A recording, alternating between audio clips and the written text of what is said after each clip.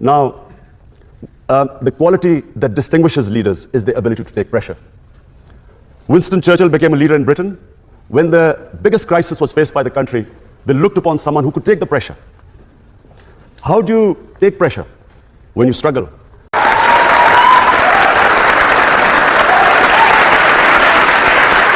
Thank you.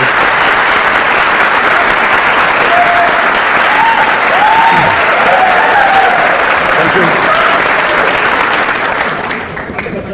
Adnan, thank you very much.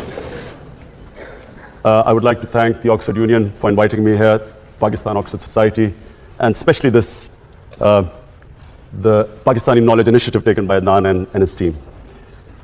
As he quite rightly said, knowledge is the basis on which nations are built on, and this is a great initiative because this will enable our best talent pool, which is outside Pakistan, to coordinate this talent pool so that we can not only collect money for Namal University, but also have the knowledge capital. We need PhDs, we need professors to come and work in Namal University, which is my passion. My mission is politics, my passion is this university, which I hope will, inshallah, become the Oxford University of Pakistan. The topic today is leadership, and I'm conscious today because my two boys are here, and I don't want them to be bored, so I'll try and be very crisp today, because the first time they've come to hear me.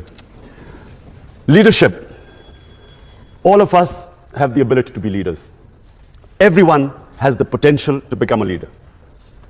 What makes a leader? The first and foremost is the vision. Leaders have dreams. And those dreams are beyond the self. There has never been a leader whose dream is concentrated on the self. So my great inspiration is the great Iqbal. Iqbal, in my opinion, was probably the greatest Muslim philosopher in the last 500 years. And he came up with this concept of a leader. He used the symbol of Shaheen, the eagle. And why did the eagle soar above everyone else, which is what makes a leader? Because the Shaheen, the eagle, broke away the chains that keep us grounded. So what stops us from achieving this great God-given potential are the various chains that make us tread the trodden path. So the Shaheen, the eagle, has great dreams. The difference is not talent, difference is not education. Difference is that a leader dreams what others are scared to dream of. Dream the impossible. And then that dream is, as I repeat, is not based on the self. They always think bigger than themselves. It's either their nation, their society, and then they struggle to achieve that dream. Now, the quality that distinguishes leaders is the ability to take pressure. Winston Churchill became a leader in Britain. When the biggest crisis was faced by the country, they looked upon someone who could take the pressure. How do you take pressure? When you struggle. When you struggle and when you have setbacks, you pick yourself up, you resume your struggle. It's eventually you get stronger. Each time you pick yourself up, you get stronger. So, Nelson Mandela, 27 years the man spent in jail. But his dream was not restricted to himself. He was offered everything. The apartheid regime offered him everything except what he wanted. One man, one vote. A leader never compromises on his dream. The moment you start a compromise, it's a downward spiral. So it's when you stick to your dream and take all the pressure which you have to achieve that dream, you build that resilience, the endurance, the strength. And it's like physical exercise. The bigger weights you pick up, the stronger you get. The more you pit yourself against resistance, the stronger you get. But above all, no one has ever achieved anything who's always put himself before the society. So whether it was our great leader, Muhammad Ali Jinnah, Qaid-e-Azam, he was dying of TB. He never let anyone know that he was dying because he realized that he was the only one who could have achieved the dream of Pakistan.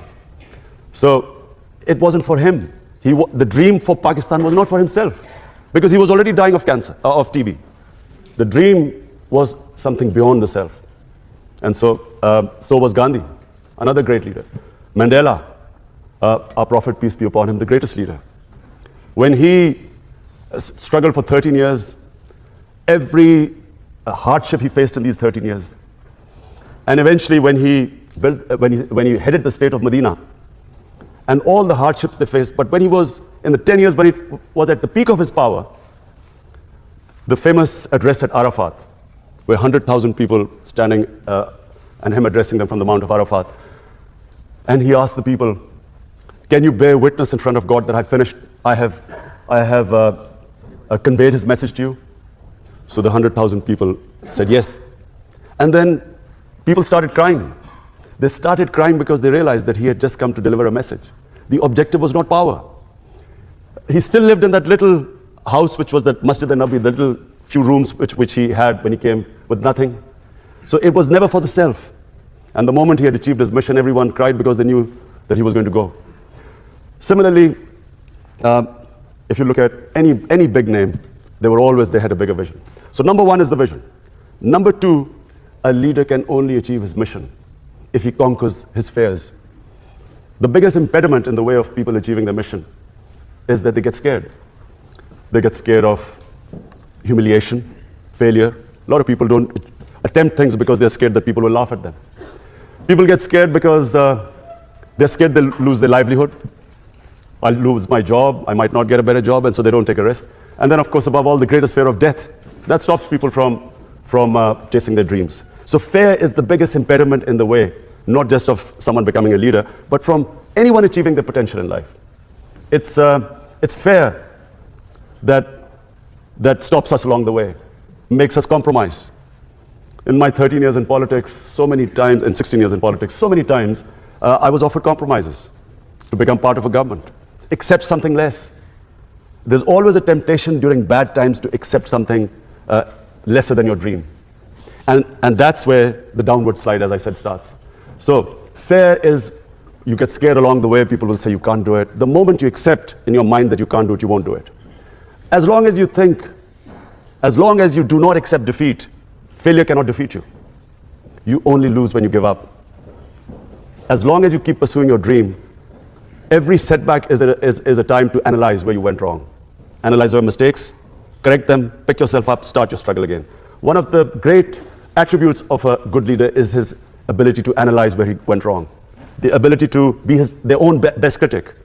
They should be able to analyze, because you can always come up with a wrong analysis and go take the wrong road. When you have a setback, a lot of people will be giving you suggestions. Suggestions are free, so there are plenty of them. It's then the ability to know, and you should be your own best critic. And finally, a leader must have integrity. You cannot have a leader who does not have credibility. People only follow someone who they trust. So all the great leaders, and our great leader, Jinnah, or even his opponents always knew him to be an honest man. He spoke straight, people trusted him, they knew where they stood with him. Of course, that was also the greatest, our prophet, peace be upon him, was called the honest one, the truthful one, Al-Amin. A leader cannot not be credible. You can't be a leader if you do not have credibility. So credibility is one of the biggest reasons why people follow you. They have to trust you to go out and risk their lives for you. So all great leaders always were trusted by the people who followed them. So these are the three main qualities that makes a leader. From my own experience, I found when I played cricket as captain, cricket was the only sport that needs leadership. No other sport needs a leader. Coach is everything. I found in cricket that when the chips were down, the entire team looked towards the captain. Captaincy only came in moments of crisis. If you were doing well, you didn't need a captain, but you needed a captain when there was a crisis. And the moment the captain went down, the team went down with him. As long as the captain would not accept defeat, the players always looked at his body language, not the speeches he made. What was his body language? If his body language betrayed fear, or if the body language reflected defeat, the team would give up. When I was building the hospital, it was far more difficult than something I'd ever done on the cricket field. And all along the way, there were people who used to say, you can't do it. The first ever meeting we had, we were trying to clear the concept of building a cancer hospital in Pakistan. So I had 20 doctors, top doctors from Lahore invited to give me advice how to build a cancer hospital. 19 out of 20 said you cannot build a cancer hospital in Pakistan. The government of Punjab had tried, they had failed to build the hospital.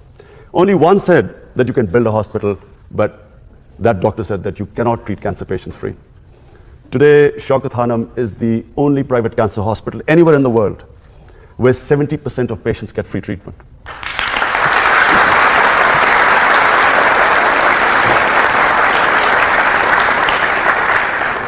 It was awarded by the World Health Organization, WHO awarded Shaukat Khanum for services to humanity as the only private cancer hospital, which is also the biggest charitable institution in Pakistan. And then when I came into politics, for most of my 16 years of politics, people laughed, made fun of me. He's too naive, doesn't understand politics. And all along the way, I was told one thing. To succeed in Pakistani politics, you have to do as the Romans do. So you have to make compromises and so on. And I was always offered compromises. Today, the only reason Tehreek-e-Insaf is by far the fastest growing party in Pakistan, had I compromised, this would not have happened.